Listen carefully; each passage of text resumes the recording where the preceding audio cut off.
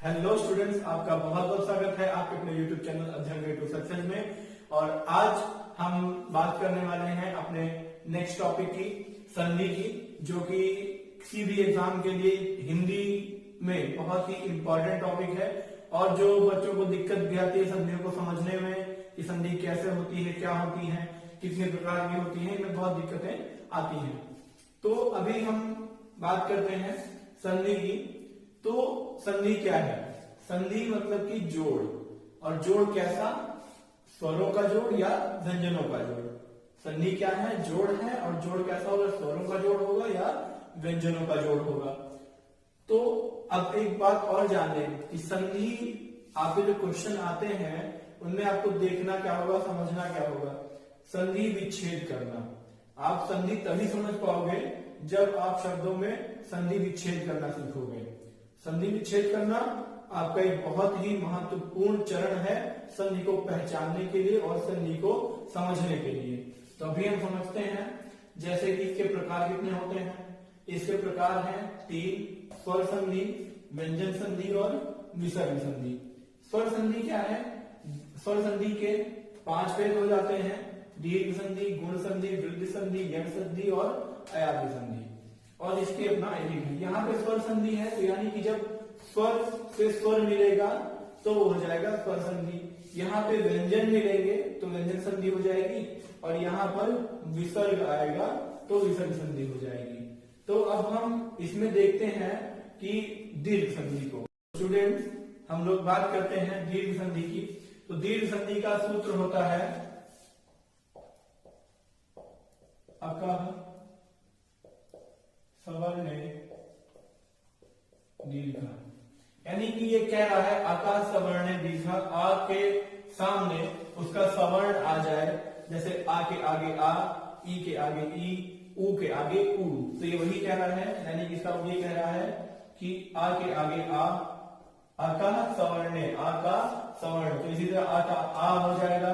और हमको यहाँ पे समझ लेना है अपने आप, आ है, ई है, ऊ है। इनके आगे इन्हीं का सवर्ण, यानी कि ई के आगे ई या ऊ के आगे ऊ।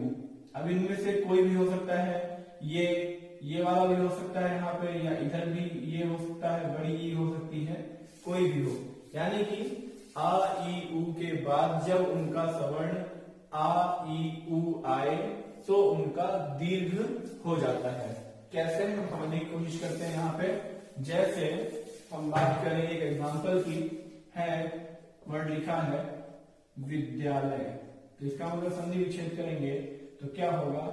विद्या प्लस विद्याधन आलय। तो ये देखिए यहाँ पे आ है और यहाँ पे आ है, तो ये दोनों मिलके क्या बना? यहाँ पे बड़ा आ। ठीक है, तो ये हो जाएगा इसमें विद्यालय। इसी तरह और बहुत सारे एग्जाम्पल हैं आपके।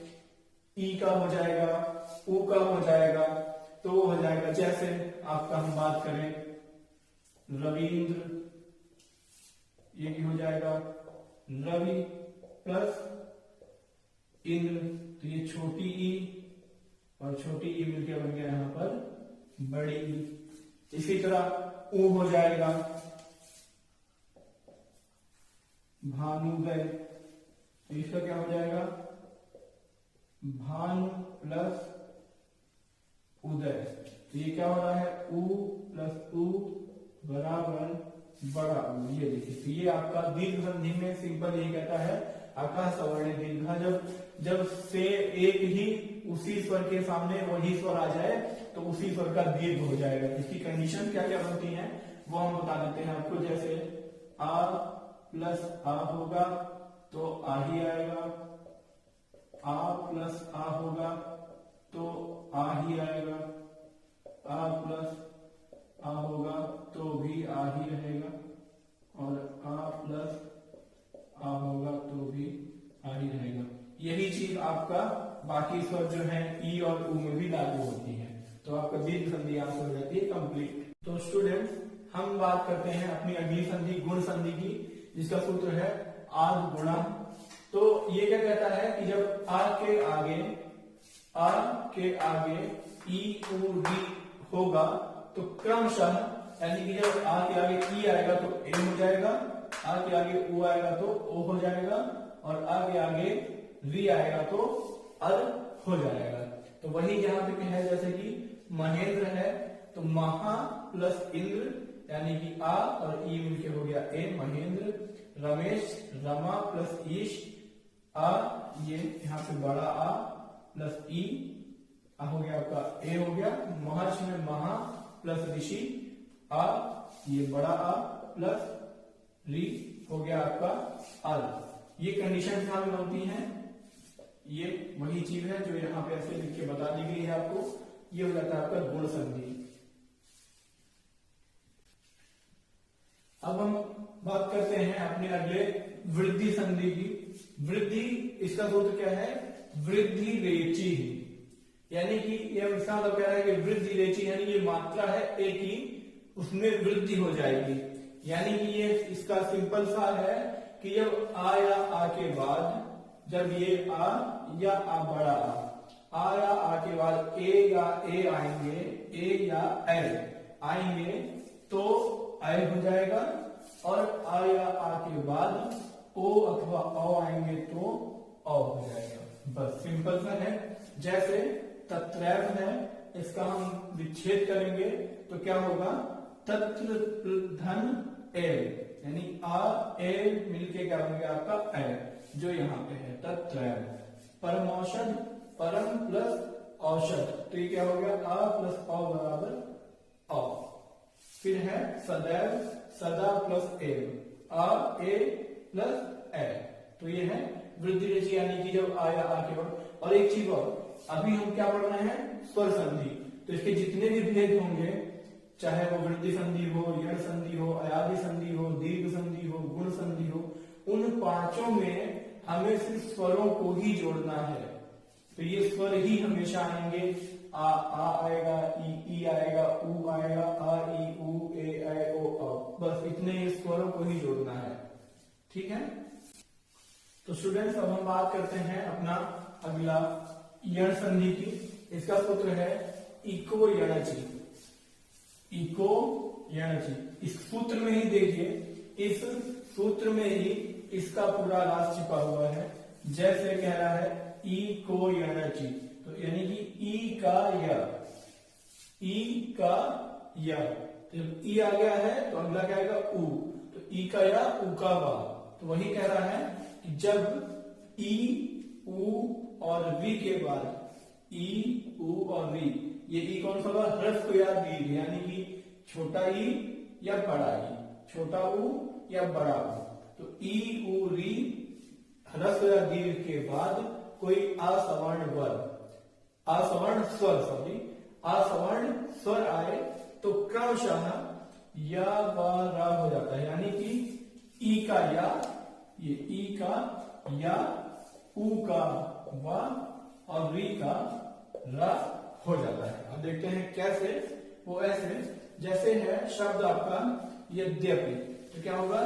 यदि प्लस अपि, तो ये यहाँ पे क्या है?